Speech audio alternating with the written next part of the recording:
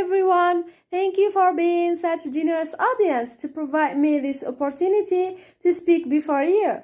My name is Baranaima. I'm here to make short presentation on language planning.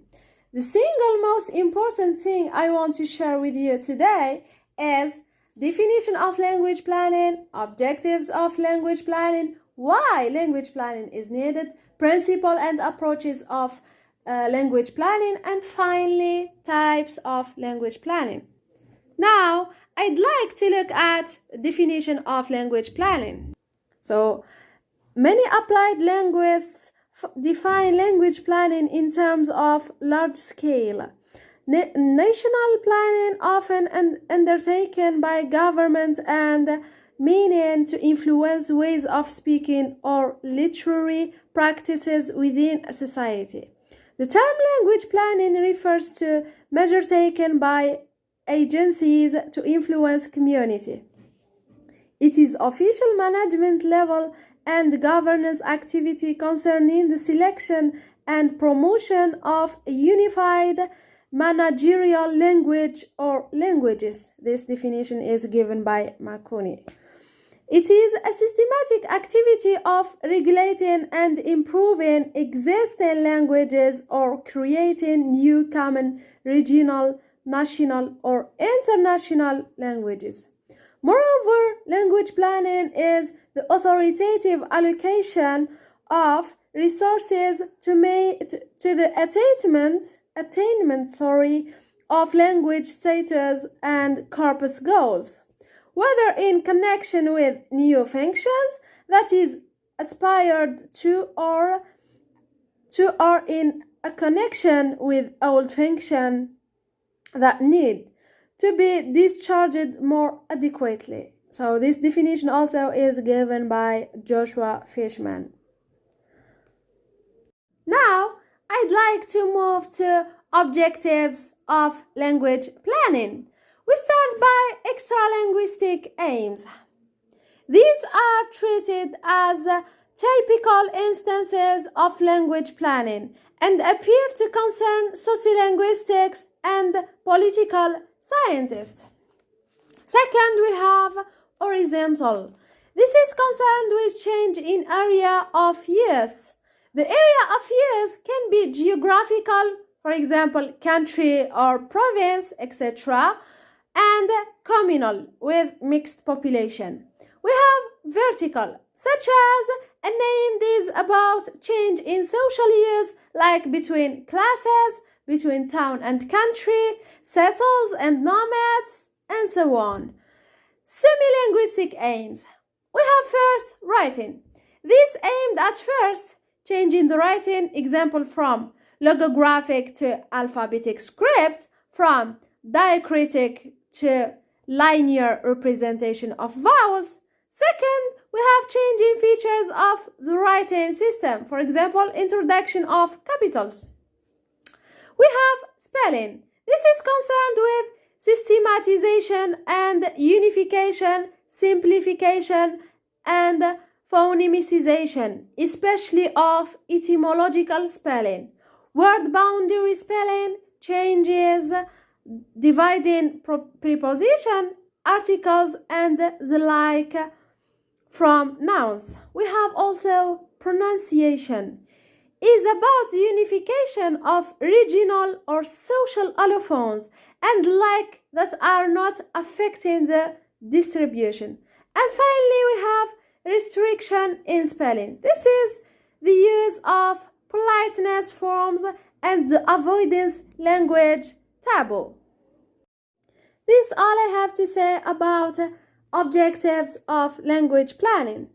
Then let's come to the next point, which is reasons for the necessity of language planning. So, necessity of language planning is to standardize and modernize the language spoken in a country, to control how people of a country speak, write, or express his thoughts, and to avoid interstate communication barrier in multilingual countries. Language planning decisions typically attempt to meet these needs by reducing linguistic diversity, as in instances where a single language is declared a national language in multilingual country, or where a single variety of language is declared standard to promote linguistic unity in a country where divergent dialects exist. For example, although many dialects of Algeria exist, the promotion of a single variety as the national language contributes to a sense of national unity. After that, I'd like to turn to principles of language planning. We start by the first one, which is assimilation. This principle states that any person within society should be fluent in that society's dominant language.